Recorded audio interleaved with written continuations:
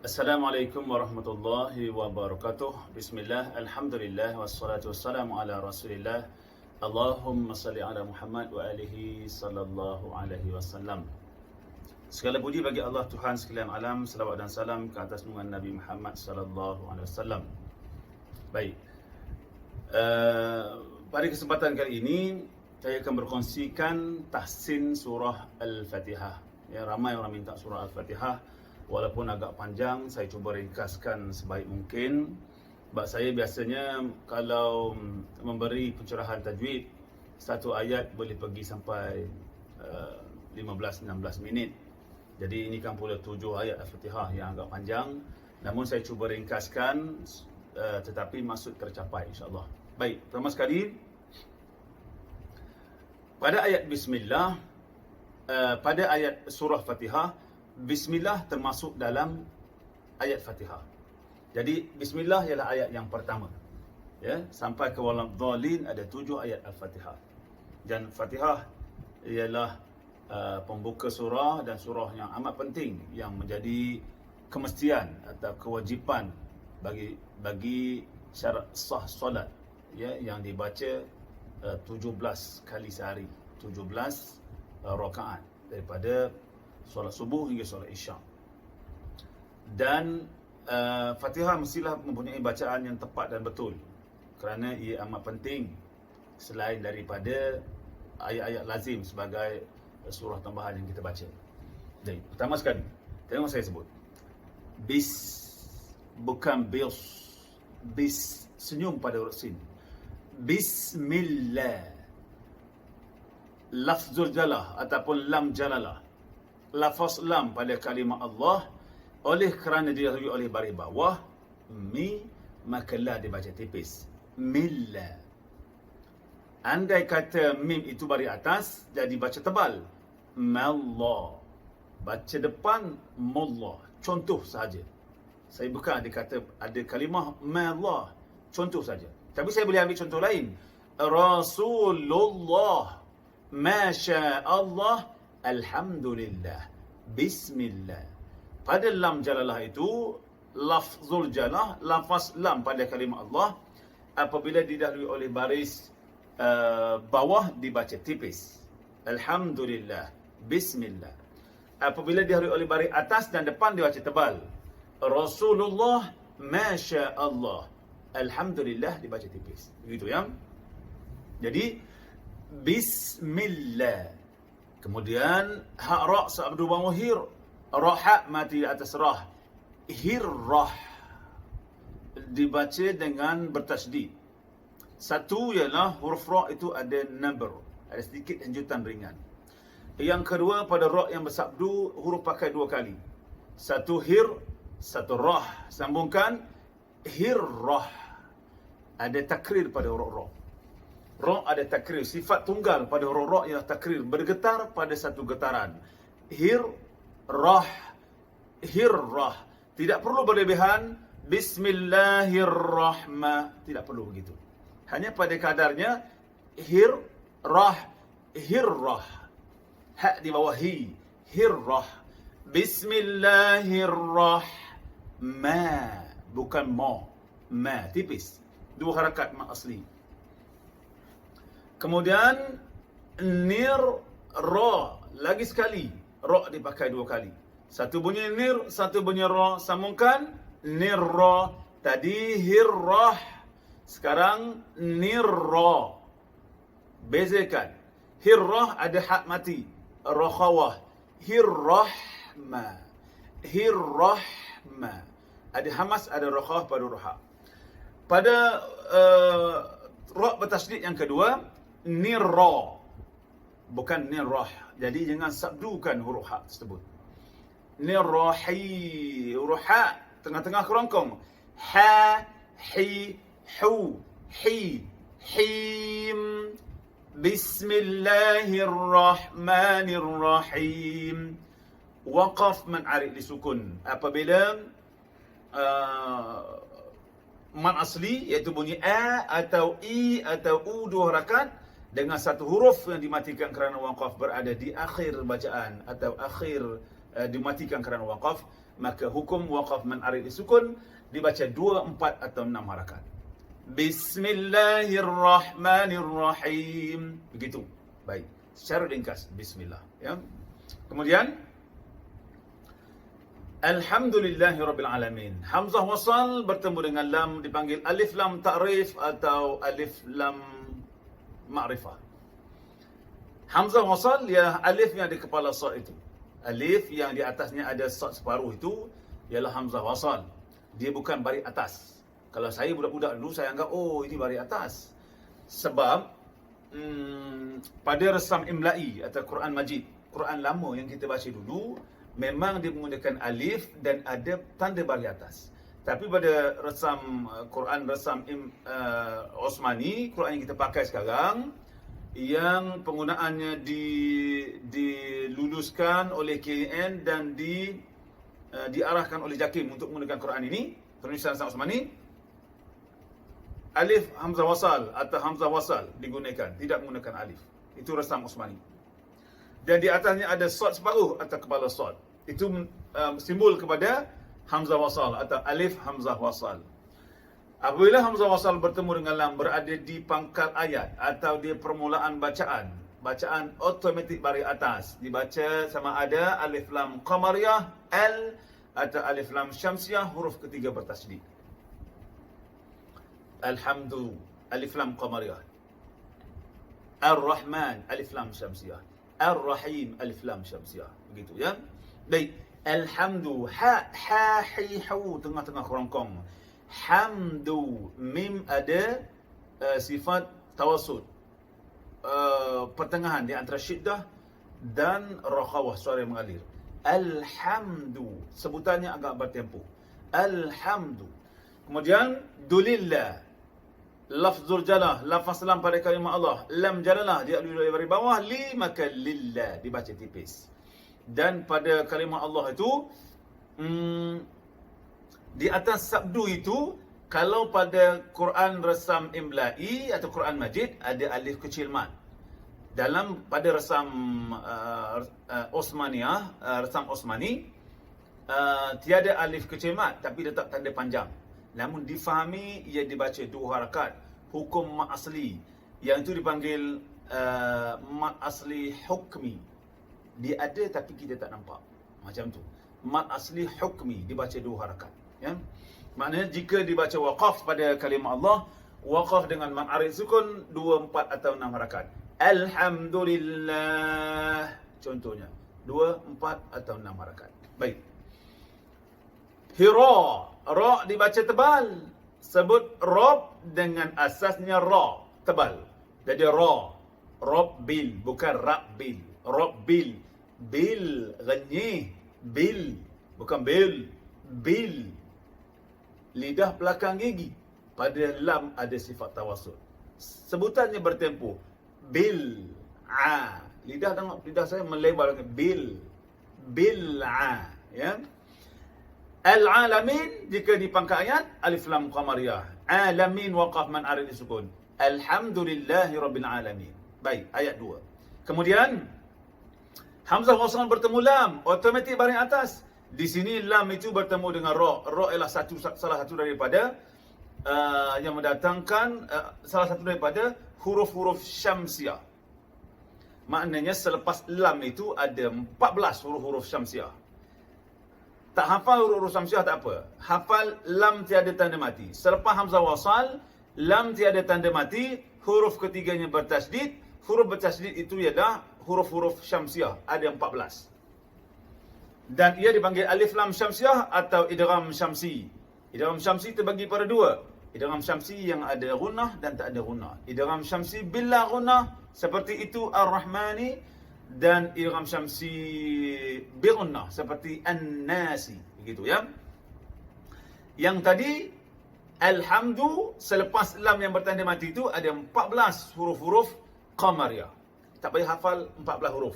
Hafal lam yang bertanda mati, maka alif lam qamariyah.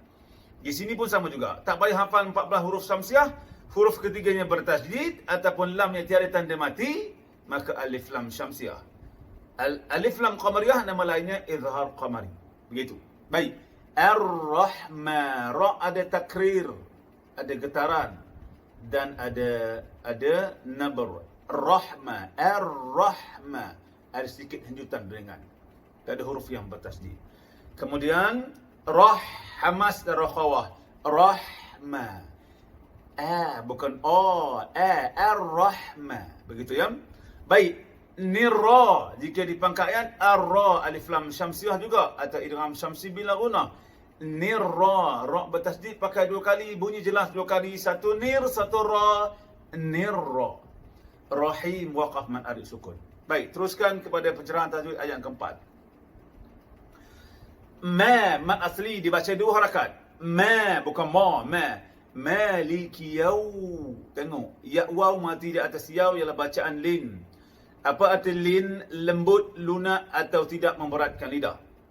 Yaw. Sebahagian guru saya mengajar dibaca dengan dua harakat. Sebahagian yang lain tidak melebihi dua harakat. Jadi pada huruf waw selain bersifat lin, lembut, lunak atau tidak memberatkan lidah, pada huruf waw yang mati itu ada sifat rakhawah, suara yang mengalir.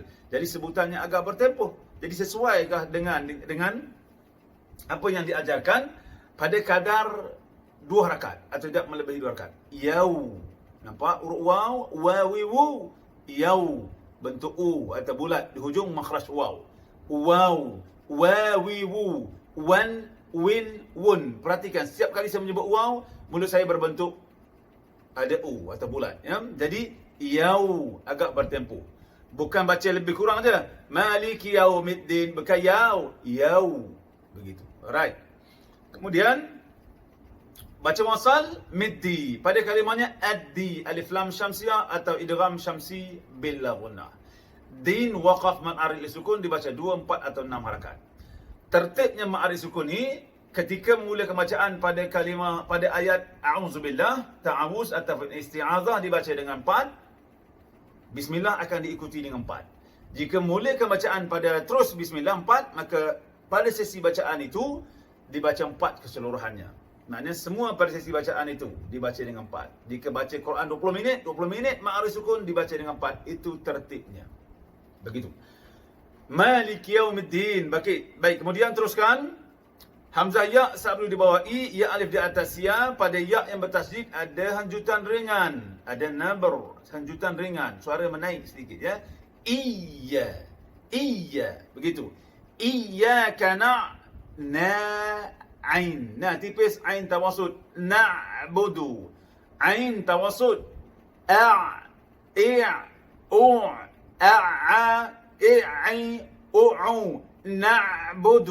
Na'budu. Bertempuh sedikit. Tidak boleh dibaca iyyaka na'budu. Na'budu mesti na'budu. Ada tawasud. Maksudnya ia bertempuh sedikit. Budu dal. Dadidu. Tengok mulut saya. Lidah mana? Dal. Pangkal gigi atas. Dal. Dadidu. Kalau zal hujung lidah, hujung gigi, lidah terkeluar sedikit. Dal. Dal belakang sikit. Dal. Hujung lidah, pangkal gigi atas. Mengenai sebahagian gigi dan gusi. Ya. Jadi bunyi du, bukan du. Selalu saya sebut, bukan perut lidah menyentuh langit. Du, bukan di. Beza kan? Biasa saya sebut secara audio. Sekarang visual. Biasanya saya sebut du, bukan du. Jadi walad, bukan walad. Bukan walad. Walad lidah sentuh langit. Kalau walad hujung lidah pangkal gigi atas. Jadi budu. Ya. Kalau dad budu. Kalau dal budu. Dia kurang tebal sebab dia bukan isti'la. Kemudian wa bukan wa. Wa iya. Lagi sekali ya bertasdid, sedikit hanjutan pada huruf ya. Wa iya kana. Bukan kana. Tengok mulut saya. Nas. Bukan nas. Nas pada huruf sin. Senyum pada huruf sin. Sin ada 3 sifat. Yang pertama, hamas, melepaskan nafas atau nafas terlepas. Yang kedua, rakhawah, suara yang mengalir. Yang ketiga, sofir, desiran atau siulan. Nas, as, us, desiran. Ya, maknanya perlepasan nafas yang kuat melalui celah-celah gigi dan lidah. Nas, begitu. Nasta'i'u, ai. Yang ini ramai orang gagal sebut. Ain. Iyyaka na'budu wa iyyaka nasta'in. Begitu. Waqaf man arif sukun. Kemudian hamzah wasal bertemu dengan ha. Kita biasa baca ihdina, tapi tiada baris bawah. Tidak seperti Al-Quran resam imla'i. Ada baris bawah pada huruf alif. Tapi di sini menggunakan hamzah wasal. Maknanya dia ada kaedah membariskannya. Okey? Di sini hukum hamzah wasal bertemu dengan selain pada lam. Mana hak tu selain pada lam lah. Maka kaedah melihat baris huruf ketiga iaitu dal diguna pakai bagi menentukan baris. Jika huruf ketiga iaitu dal berbaris di bawah, mulakan bacaan dengan baris di bawah. Ihdi. Sebab itu selama hari ini kita baca ihdi, bukan bukan u. Jika huruf ketiga iaitu dal berbaris di atas, dal bunyi da, maka mulakan bacaan dengan baris di bawah juga. Ihda. Saya tidak ingin pandai-pandai meletakkan baris atas, sekadar perumpamaan. Menggunakan huruf yang sama supaya dapat gambaran lebih jelas. Barangkali tiada bunyi ihda atau bukan, tiada bunyi ihda. Hanya adalah edi. Tapi saya bagi gambaran menggunakan huruf yang sama supaya dapat kefahaman yang lebih jitu. Macam tu. Baik. Saya ulang sekali. Jika huruf ketiga itu dal berbaris di bawah, dal bunyi di. Itu biasa dengar dalam siri-siri penerangan saya. Jika huruf ketiga itu dal berbaris di bawah, dal bunyi di, mulakan bacaan dengan baris di bawah. Ihdi. Jika huruf tiga itu dal berbaris di atas, dal bunyi da, mulakan bacaan dengan baris di bawah juga. Ihda. Dan jika huruf ketiga itu dal berbaris di hadapan, dal bunyi du, mulakan bacaan baris di hadapan. Uhdu. Jelaskan? Situ. Tetapi ketika dibaca wasal, hamzah wasal sudah tidak lagi berfungsi. Ia berfungsi untuk dibariskan pada kalimahnya saja untuk dibaca. Seperti alhamdu, ar-rahman, Allah, al-alamina, ar-rahim, ad-din yang dah lepas-lepas tu. Ya. Sekarang ni pada ihdina. Bila dibaca wasal sambung, ia tidak lagi berfungsi. Baca wasal pada satu kedua. Bismillahirrahmanirrahim, milham. Tidak dibaca dengan alham. Kerana hamzah wasal ketika dibaca wasal, dia mengikut baris terakhir kalimah sebelumnya. Oleh kerana mim, maka milham. Begitu. Oleh kerana kalimah sebelumnya iaitu nu, iyyaka na'budu wa iyyaka nasta'inu, jika dibaca wasal, iyyaka na'budu wa iyyaka nasta'in, nuhdinas sirat. Dibaca wasal, nuhdinas sirat. Di permulaan ayat atau pada kalimahnya, ihdinas sirat. Begitu. Biasa pada siri-siri penerangan saya. Baik. Ihdinas, sudah tahu kenapa baris bawah. Kemudian ihdina. Na tipis bukan no. Na. Ketika dibaca pada kalimahnya, na dibaca dengan dua harakat mat asli. Bila baca wasal, asli alif lam syamsiah atau idgham syamsi bil gunah, bacaan wasal nasira pada huruf sad ada hamas, rakhawah dan safir. Nasi. Dengar. Nasi. Nafas saya kuat angin dia. Nasira. Begitu ya. Ihdinas sira. Bukan nasira. Saya tak baca muncung berlebihan pada huruf sad. Kerana guru saya mengajar begitu. Saya tak baca nasira. Saya baca nasira. Nasi. Nampak mulut saya? Hanya lidah, pangkal lidah yang terangkat meninggi ke langit. As. Saya tak sebut as. Saya tak kata salah. Cuma saya mengikut apa yang guru saya ajar. Begitu ya. Sebab padanya huruf yang di bibir ini 4 je. Ba, mim, waw dan fa. Bukan sad. Jadi tak perlu nas. Nas. Begitu. Tak perlu nas. Tak perlu akh. Tak perlu aqqa. Begitu. Kalau lajah Arab, dia akan baca begitu. Jadi huruf-huruf isti'la Tidak perlu muncul berlebihan, hanya pada kadarnya, sekadar meraih isti'la, mungkin untuk membantu supaya bunyi itu tebal dan lidah terangkat mengalir ke langit. Aqqa, tak perlu aqqa.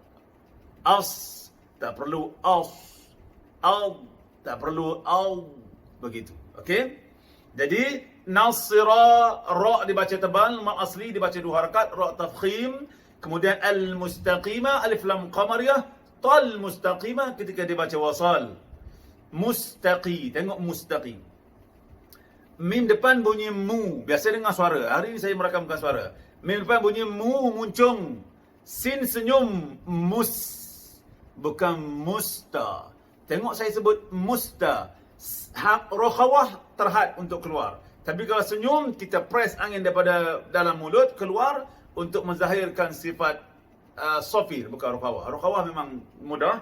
Sofir, mus, mus, senyum. Musta, hamas, rokhawah, sofir pada huruf sin. Musta. Taqi, gunakan qaf. Makhraj qaf di pangkal lidah atau q. Qi, qa, bukan qu. Qa, qi, qu.